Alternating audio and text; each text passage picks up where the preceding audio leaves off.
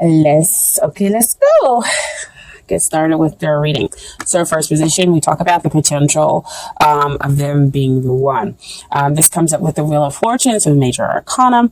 I feel like there's an initiation phase kind of going on between or in this connection that you have here. And it's just kind of trying to bring about like a renewal, an expansion, basically. And so it feels really, really kind of uncomfortable. And because we're trying to basically clean house here, with their Wheel of Fortune. And so within this initiation phase that you have going on with this connection, a lot of stuff is kind of coming up. Wheel of Fortune also talks about you learning how to trust the universe, that the best is yet to the best is yet to come. Sorry, couldn't get it out. So while Wheel of Fortune is generally a pretty positive card that comes up, you have the good stuff coming up and the negative stuff coming down. But while that's all happening, it can be a very difficult, uncomfortable phase that's going on here within the connection. It usually does come out to signify soulmates for me as one of those cards as well. But what we always have to remember is, yes, we do have romantic soulmates, but we also have those romantic partners that come in to kind of help us work out those negative things, those karmic things that are within us, in order to get us ready for a relationship that will be better for us, that will basically renew us and help make us shine, basically. So what we have next is the long-term potential. And first we have the Seven of Swords here. And this talks about, again, got a lot of trust issues going on here within this relationship.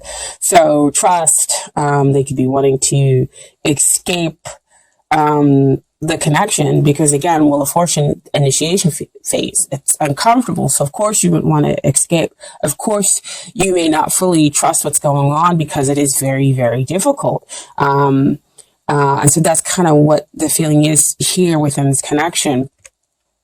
But we also have the Ten of Swords, which feels like, somebody, your thoughts are making you feel like somebody stabbed you in the back, because swords are always generally about thoughts.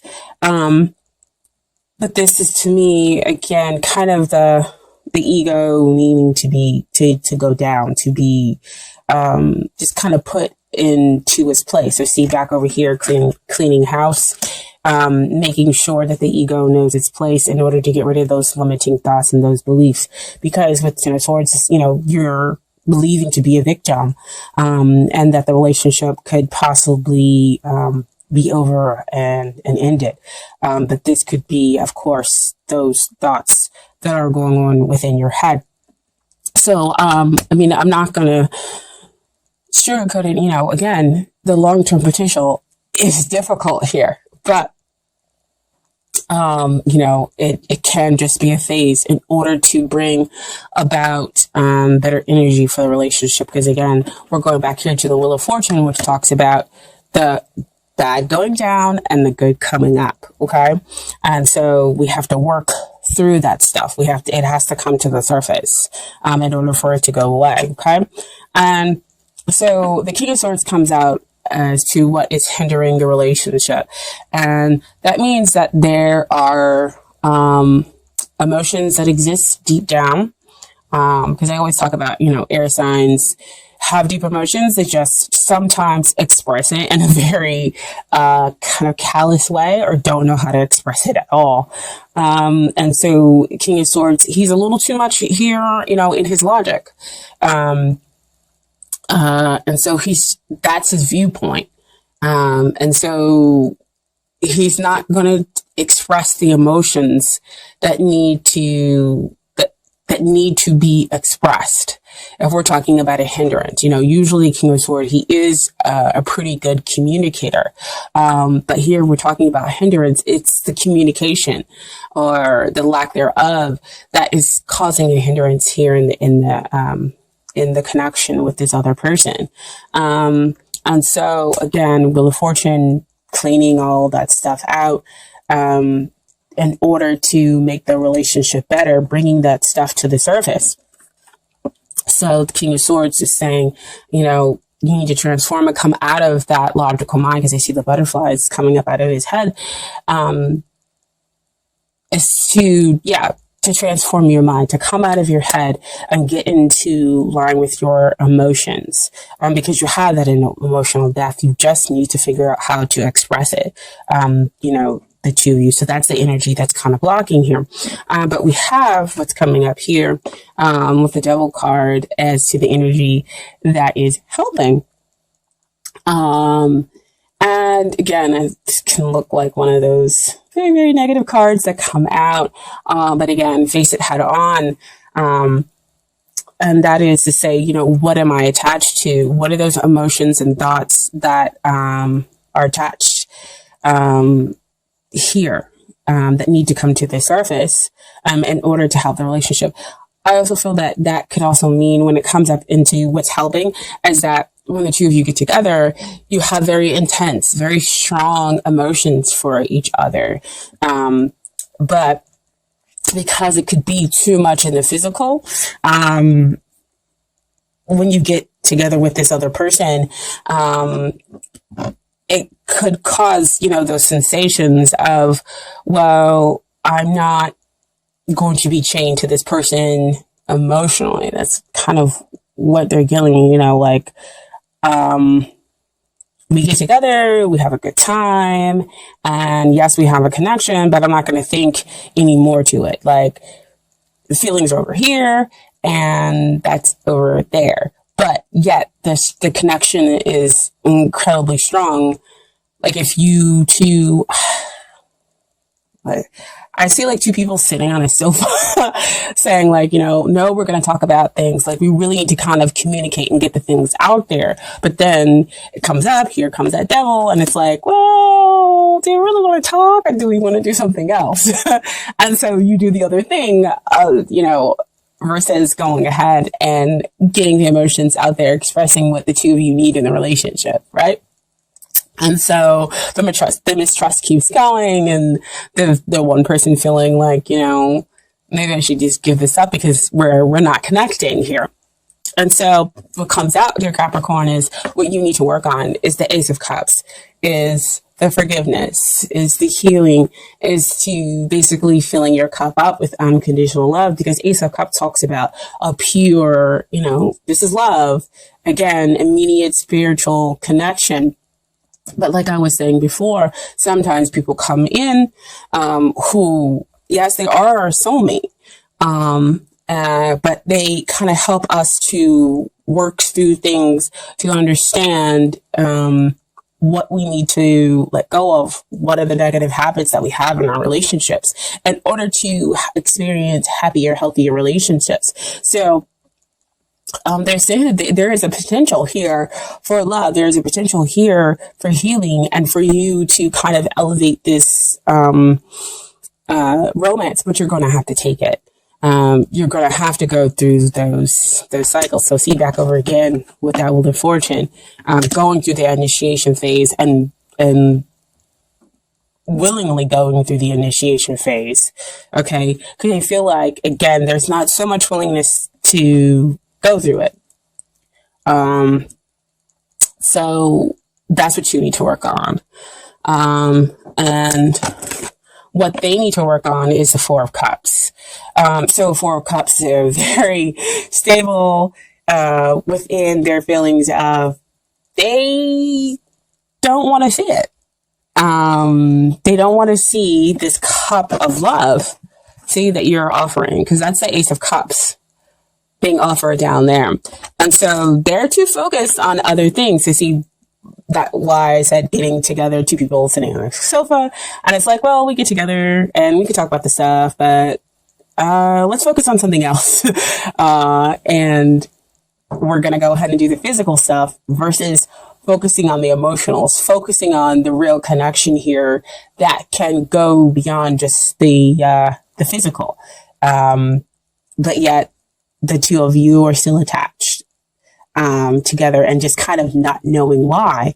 But, the truth is that once they kind of open up their eyes and see the offer of love, see the potential of love that can exist here, then again, we can have the relationship go to another level. We can then kind of end the initiation phase and have a renewal, within the relationship. Okay. And get to a place where we have a much happier, whole relationship. And so what I have as an outcome here, is the Five of Cups. Five of Cups is coming up to me is changing your perspective on the relationship. Because over here, there are 3 cups that are spilled. So see back over there with that 4 of Cups, those cups are now spilled over. And the person still doesn't see that now they've got another cup being offered behind them. 2 of Cups. 2 of Cups is always a deep emotional connection that is fulfilling. There's that giving and the receiving. That 2 parts are different, yet the same underneath, and able to give and take equitably. Equitably. Using like SAT words here. But give and to take, yeah, I'm going to go with equitable. So, so everybody receives exactly what they're supposed to happen. Sorry, guys, about the phones ring. But this is definitely, emotional sorrow, but needing to change that perspective on that. That's the outcome. And then we have the Nine of Swords. So see again, back here with the thoughts, where we have great grief and people aren't sleeping at night because, again, we're connecting here on the physical level. I mean, that's what's keeping you two kind of coming back together and remaining attached, but we're communicating our real feelings and emotions. So that's what we have the Nine of Wands being stacked up. And needing to change that perspective. And so I asked for more clarity about that. So the final outcome is judgment and awakening, and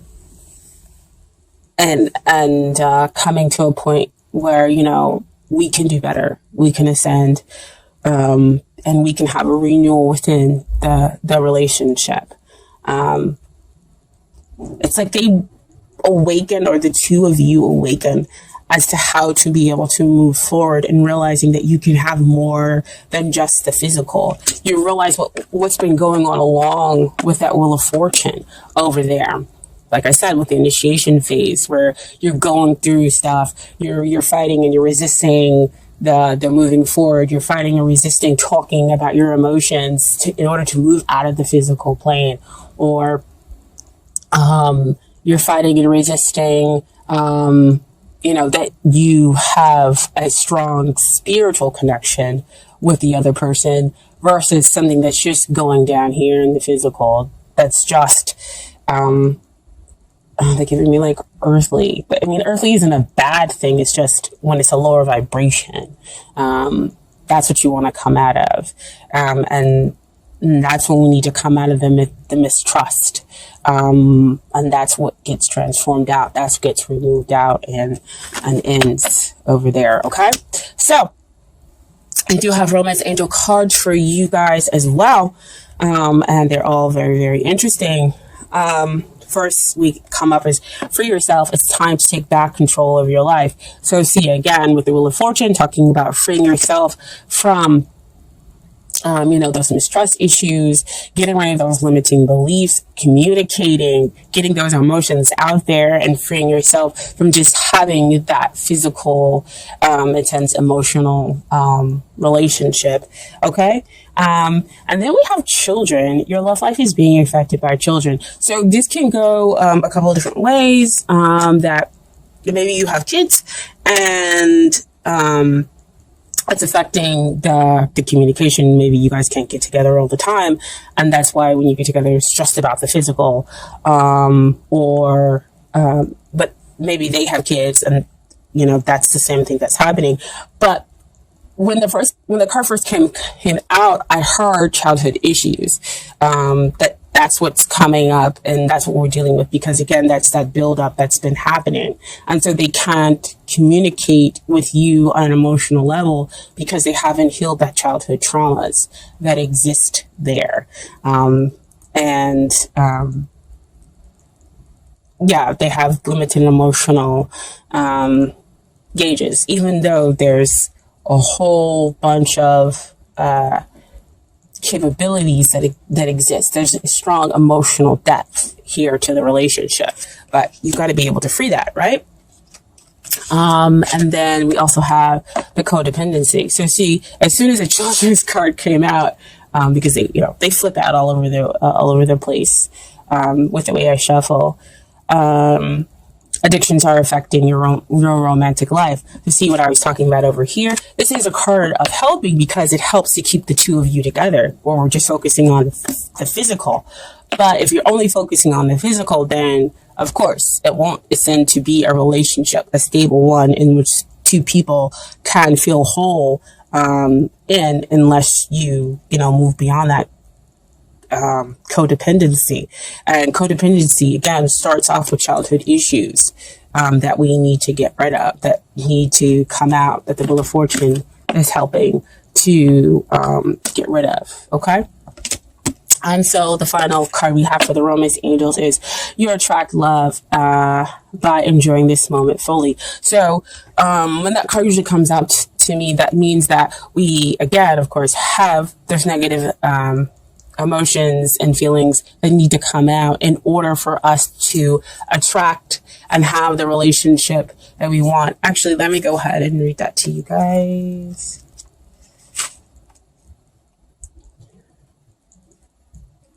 Attraction. Like a good friend, the Romance Angels can use this card to tell you the truth. The best way to have more romance in your life is through attraction rather through strenuous effort. You are most attractive when you're fully enjoying yourself in the present. Your joyful laughter, self-expression, and body language are beautiful. In contrast, any stress you experience as you strain to find romance pushes against the stream of life. Strain comes from a place of fear with an underlying worry. Maybe I won't receive this. That fear then attracts the very thing that you're worried about. Stress creates wrinkles, bodily tension, a constricted voice, and other unattractive characteristics. So see, you have the Devil card that's keeping you two together. You're attached together, but not in the most healthy way. It's just, that physical plane. But what needs to come out, it's the hindrance, it's the fear of dealing with the emotions and not being able to communicate those emotions is what they're talking about. So what their advice is, so go smell a rose, fully enjoys this fragrance beauty. Allow yourself simple pleasures that lead to great joy. Affirm frequently that you are loved and lovable. Visualize a wonderful romantic relationship with a great partner. Take excellent care of yourself and follow your inner guidance via the law of attraction. You'll draw romantic love to you through your own attractive nature. So that's just kind of the basis, which I said back over here is what you need to work on. That Ace of Cups. Attracting, forgiving, that all exists here. She has trust. She has her heart open. She's able to receive and will only attract the best and the highest relationship for her, which also basically go over here with that Wheel of Fortune card, okay? And then I have some advice from the universe that I pulled for you all. Okay. And first card. I recognize that I have chosen fear and I choose again. I choose love. So back with that Ace of Cups, asking you to choose love, to go through that healing process. And they're also over here choosing fear because they're not choosing love as well. So like I said, you guys are in the same boat here. And then We have, I witness the darkness and call on the light with my prayer. Thank you, universe, for guiding me to perceive this fear through the eyes of the teacher of love. So again, asking you to transform, asking you for it to come from a place of love. Love is a much higher vibrational frequency, a connection that we have with somebody else. Okay. I also talked about how we change our perspective in order to get rid of that fear and that sorrow. So you see, that's why I said that. That's the outcome for you guys. And thank you, universe, for helping me see beyond the limits of fear. Thank you for expanding my perception so that I can see what is of the highest good, which is what I've been talking about the whole entire reading, on which comes out with a judgment card, having that awakening, having that and realizing the decisions to make the relationship whole. You know, once you change your perspective, once you come out of your